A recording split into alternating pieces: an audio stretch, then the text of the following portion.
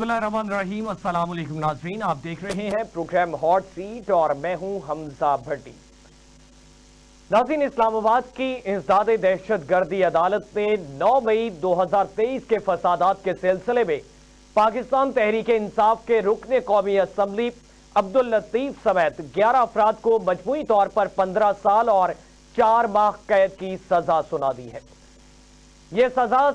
Ramna police station पर हमले, police एहलकारों पर फायरिंग, पथराव और मोटरसाइकिल को नजर आतिश करने जैसे जराइम के तहत दी गई। अदालत ने बताया कि 24 गवाहों ने मुकदमे में शहादतें दी, जिनमें मजिस्ट्रेट्स भी शामिल थे।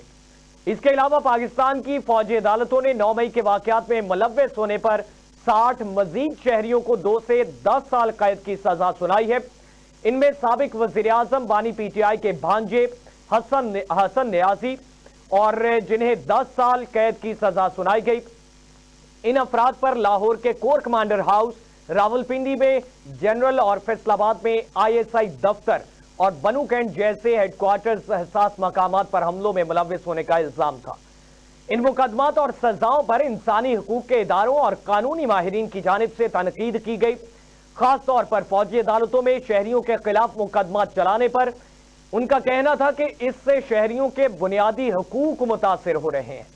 ये सजाएं 9 मई 2023 को बानी PTI की गिरफ्तारी के बाद मुल्क भर में होने वाले पुरतशद्दुद मुजाहरों के तनासुर में दी गई हैं, जिनमें फौजी तंसीबात और सरकारी इमारतों को निशाना बनाया गया था। इन वाकयात के बाद हजारों अफराद को गिरफ्तार किया गया, जिनमें PTI के रहनुमा और कारकुनान भी शामिल थे। इस पे बात करेंगे और इसके साथ साथ बात करेंगे महंगाई की मौजूदा सूरत हाल के हवाले से।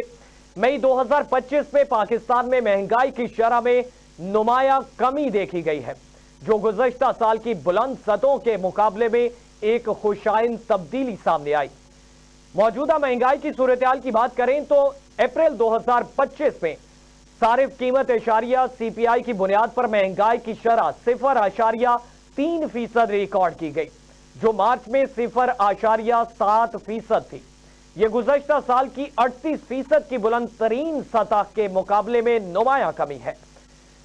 मई के लिए पेशगोई जो की जा रही है, उसके तनाजुर में बात करें कि वजारत खजाना के मुताबिक मई 2025 में महंगाई की शरह 1.5% से 2% के दरमियान रहने की तवक्को की गई थी, जबकि जून में यह 3% से 4% तक बढ़ सकती है।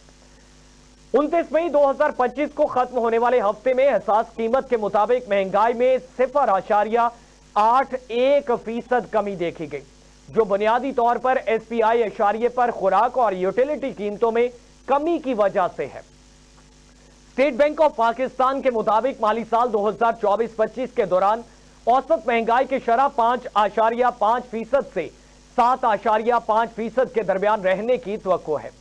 माहिरीन का कहना है कि महंगाई में हालिया कमी के बावजूद जून 2025 में मौसमी अवामिल और बेस इफेक्ट की वजह से महंगाई में मामूली इजाफा हो सकता है। ताहम खुराक और तवानाई की कीमतों में इस्तेहकाम, बेहतर ज़रई पैदावार और मुस्तहकम ज़र मुबादला की शरह में महंगाई को कम रखने में मदद दी है। इस पर बात करेंगे। हमें ज्वाइन किया सीनियर तज्जियाकार है वारिस रज़ा साहब। वारिस साहब, बहुत शुक्रिया, आपने कीमती वक्त दिया। वारिस साहब, आगाज करना चाहूंगा, इंसदादे दहशत गर्दी अदालत ने बानी PTI के पाकिस्तान तहरीक इंसाफ जो पार्टी है उसके मजीद 11 अफराद समेत रुकने कौमी असम्बली जो हैं उनको भी सजाएं सुना दी हैं और फौजी अदालतों के हवाले से भी 60 मजीद शहरियों को 2 से 10 साल कैद की सजा सुनाई गई है। नहीं, ये खबर मुझे जाहिर पहुंच गई थी मेरे पास और आपसे बात दुरुस्त करें, लेकिन इसमें देखें दो, एक तो ये कि हम किसी की भी सजा को जो है ना वो जो सियासी तरीके से या फौजी अदालतों के जरिए से दी जाए, वो हम उसमें कतई तौर से जो है ना ह्यूमन राइट्स के हवाले से कतई तौर से सपोर्ट नहीं कर सकते। पहली बात तो ये। दूसरी बात ये है कि देखिए, ये कहते हैं हमारे उर्दू में कि मकाफात अमल, तो हमारे यहाँ ये जो इमरान खान साहब हैं इनसे कोई ये जाके पूछे, और ये मैं तमाम नाजरीन को और सामाईन को ये बात वाजे कर दूं کہ 2019 میں جب موصوف کی حکومت تھی تو ادریس خٹک صاحب کو گرفتار کیا گیا تھا، اور ادریس خٹک صاحب جو human rights commission of Pakistan کے اور ایمنسٹی انٹرنیشنل کے ایکٹیوسٹ، ان کو فوجی عدالت نے جب سزا دی تو عمران خان نے کہا کہ وہ پاکستان کا چونکہ غدار ہے اور پاکستان کے راز اس نے چونکہ دیے، لہذا اس کی سزا جو ہے نا وہ درست بنتی ہے، اور ٹیکا کے تحت اس پر مقدمہ قائم کیا گیا تھا۔ تو دیکھیں اندر دوہرا معیار نہیں چل سکتا۔ بات یہ ہے کہ اپنے لیے میٹھا میٹھا ہاپا اور پھیکا پھیکا چھو چھو کروا چھو چھو، تو یہ تو نہیں ہو سکتا کہ ایک ہیومن رائٹس ایکٹیوسٹ کو جب فوجی عدالت سزا دیتی ہے تو عمران خان بطور وزیر اعظم اس کو انڈورس کرتے ہیں، اور آج اگر گو کہ آج کی سزا کو اور کل کی سزا کو ہم کسی طور سے درست نہیں کہہ سکتے، نہ درست کہتے ہیں ہیومن رائٹس کیا ہوتا ہے۔ بات یہ ہے کہ اس میں جو ہے نا ہمیں چاہیے اس تمام صورتحال سے بچنے کے لیے کہ تمام کے تمام جتنے بھی پولیٹیکل لوگ ہیں، چاہے وہ اقتدار میں رہتے ہیں چاہے وہ اپوزیشن میں رہتے ہیں، ان کو ایک بیلنس پالیسی ضرور اپنانی چاہیے، اور تمام کے تمام پالیسیز کو جو ہے نا یہ طے کر کے اپنانا چاہیے کہ کل کو ان کی بھی باری آ سکتی ہے، جیسے کہ آج عمران خان کی باری ہے تو آج ان کے اوپر جو ہے نا افتاد پڑی ہوئی ہے۔ تو یہ سلسلہ جو ہے نا میرے خیال میں اب ختم ہو جانا چاہیے۔ یہ پولیٹیکل پارٹیز کو، خاص طور سے عمران خان جو بار بار کہہ رہے ہیں کہ مجھے اسٹیبلشمنٹ سے ہی تعلقات تو ان کے ہمیشہ سے اسٹیبلشمنٹ سے رہے ہیں، تبھی وہ اقتدار میں آئے تھے، تو آج بھی وہ یہی چاہ رہے ہیں کہ وہ اسٹیبلشمنٹ سے میں مذاکرات کریں۔ تو میں یہ سمجھتا ہوں کہ اس کا بہترین طریقہ یہ ہے کہ تمام کے تمام یہ جو سزائیں ہیں، ہیومن رائٹس کی جو وائلیشن ہو رہی ہے، آئین کے آرٹیکل 17 کی اور 19 کی جو وائلیشن ہو رہی ہے، اس وائلیشن کو روکنے کا واحد طریقہ یہ ہے کہ سیاسی پارٹیاں آپس میں مل کر بیٹھیں، پارلیمنٹ میں کوئی اس کی گتھی سلجھائیں، اس کا حل نکالیں، نہیں تو یہ مسئلہ جو ہے نا رکنے والا نہیں ہے۔ آج آپ کی باری ہے، کل میری باری ہے۔ تو میں یہ سمجھتا ہوں کہ یہ قطعی طور سے جو ہے نا، اور ابھی بھی دیکھیں اس میں ایک بڑا قانونی پہلو بھی ہے۔ قانونی پہلو یہ ہے کہ ایک تو سزا یہ ہے کہ جو ان سے کورٹ نے دی،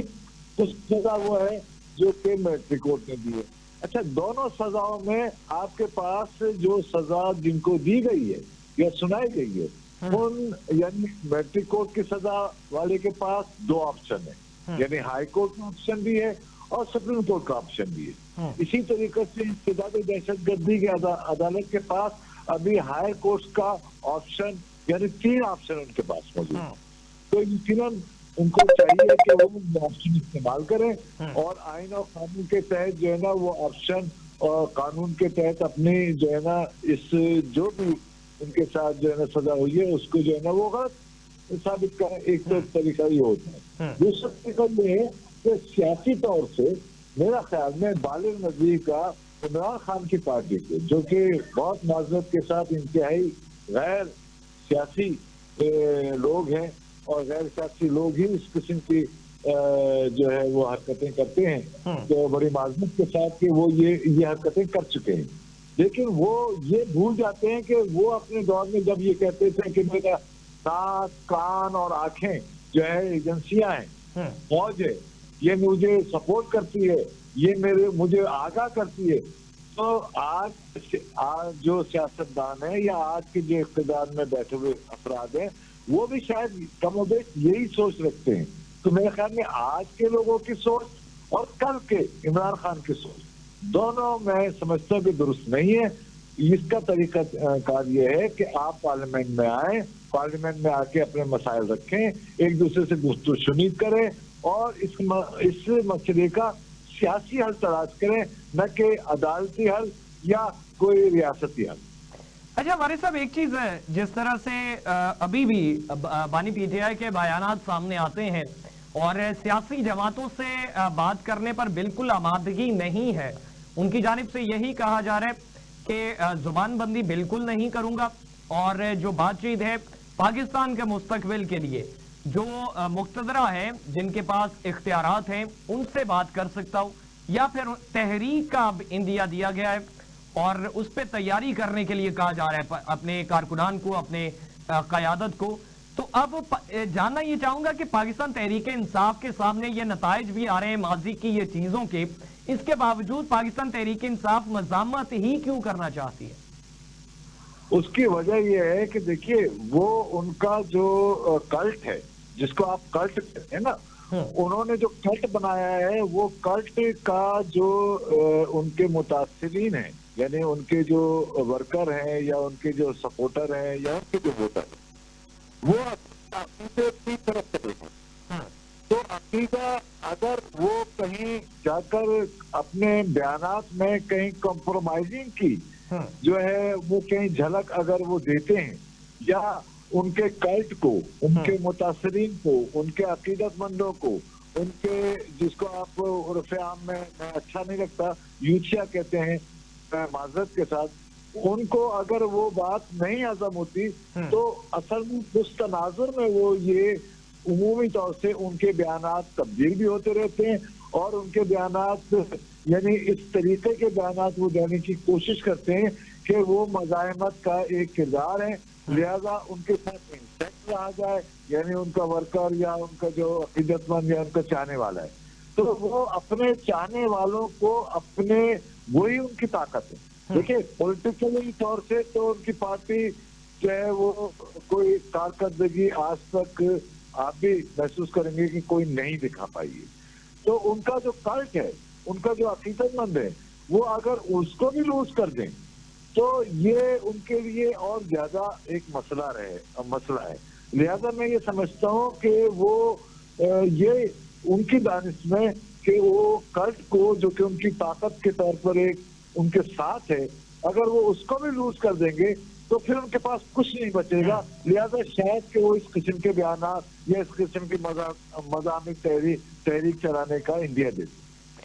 وارث صاحب دوسرا آپ سے یہ جاننا چاہوں گا کہ یہ جو پاکستان تحریک انصاف جو ہے یہ تحریک کے حوالے سے جو ہے انڈیا دیا جا رہا ہے، تحریک اگر پاکستان تحریک انصاف چلاتی ہے اور ملکگیر تحریک کا یہ کہا جا رہا ہے تو اس کے نتائج کیا ہو سکتے ہیں آپ کے نقطہ نظر کے مطابق؟ پاکستان تحریک انصاف کے جو ماضی سے ہم دیکھ رہے ہیں کہ وہی چیزیں سامنے آ رہی ہیں کہ ہمارا مینڈیٹ واپس کیا جائے، جبکہ اب جو ہے وہ یہ گورنمنٹ کو برسر اقتدار بھی 1.5 سال کا عرصہ تقریباً ہو چکا، زائد ہو رہا ہے، اور اس کے باوجود پھر وہ اپنی مخصوص نشستوں کے حوالے سے پروٹیسٹ کرتے ہوئے نظر آتے ہیں، پھر وہ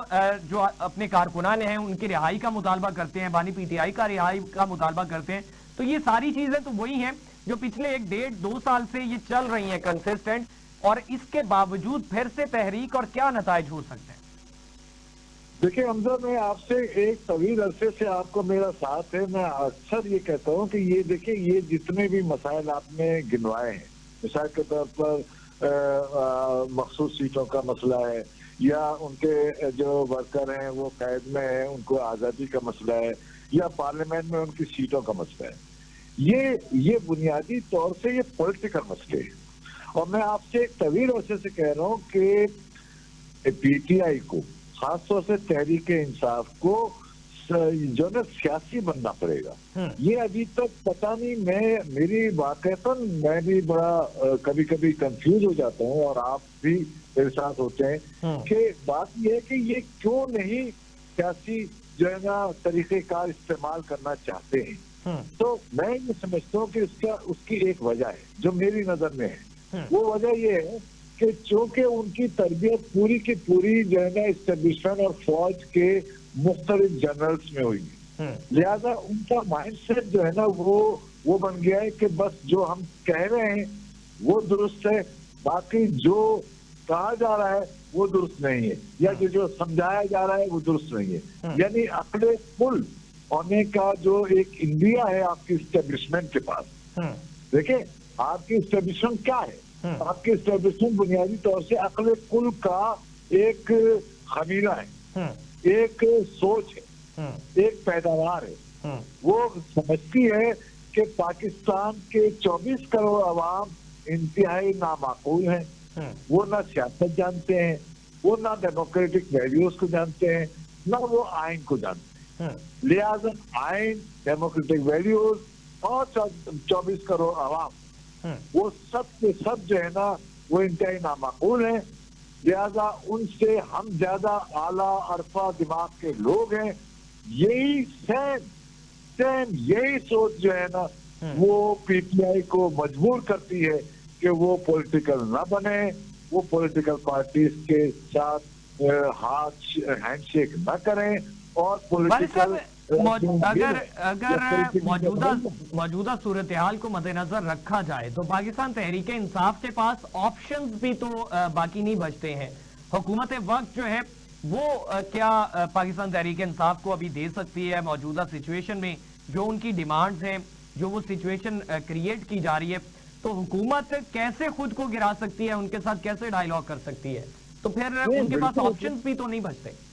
नहीं, देखिए हुकूमतें जो है ना अपने आप को गिराती नहीं है, डायलॉग करती है। डायलॉग का मतलब ये होता है कि मिसाल के तौर पर आपके पास आपकी 4 डिमांड है,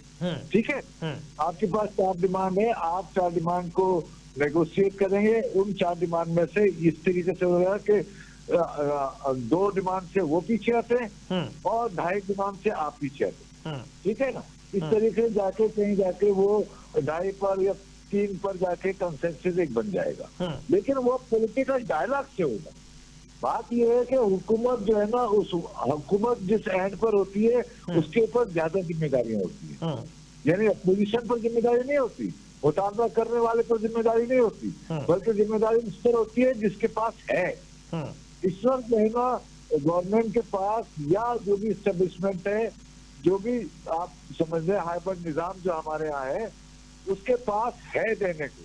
तो जब देने को उसके पास है तो आपको नेगोशिएशन में जाना है। और जब एस्टेब्लिशमेंट बार बार आपसे ये कह रही है कि पॉलिटिकल पार्टीज के पास जाए, तो आप क्यों नहीं जाना चाहते, ये मैं समझने से और आप जैसे जितने भी नौजवान है वो समझने से कासिर है कि भाई आप क्यों नहीं जाते। भाई ज्यादा से ज्यादा 4-5 डिमांड में कम से कम 2, 2.5, 3 तो आपकी मानी जाएंगी या नहीं मानी जाएंगी, तो उस पर बात करें आप। तो ये पॉलिटिकल चूंकि इनका कल्चर नहीं है, पॉलिटिकल इनकी तरबियत नहीं है, फौजी तरबियत है, एस्टेब्लिशमेंट की तरबियत है, उनकी गोद है, उनकी ताकत है, तो लिहाजा ये इनका मिजाज जो है ना वो एस्टेब्लिशमेंट माइंडेड बन चुका है। तो लिहाजा मैं समझता हूँ कि इनकी किसी भी तहरीक को उसी तरीके से ब्रूटली वो कुचलने का राइट भी रखते हैं। देखिए उनके पास राइट भी है आईनी तौर से, ठीक है, तो वो राइट को जब इस्तेमाल करेंगे तो आप चीखों पुकार करेंगे और ह्यूमन राइट की बात करेंगे, तो बात ये है कि वो रियासत बचाने की बात करेंगे। तो ये इन दोनों के इंतहाओं के दरमियान तरीक़ेकार ये है कि आप बैठें, नेगोशिएशन करें, पॉलिटिकल गवर्नमेंट से नेगोशिएशन करें और उससे कुछ ना कुछ आपको हासिल होगा और आहिस्ता आहिस्ता को लेकर जो है ना आगे की तरफ जाए और अपने आप को मुस्तहकम करें। और नेक्स्ट इलेक्शन में हो सकता है कि आप जो है ना लोगों को कन्विंस कर लें और आप आ जाएं।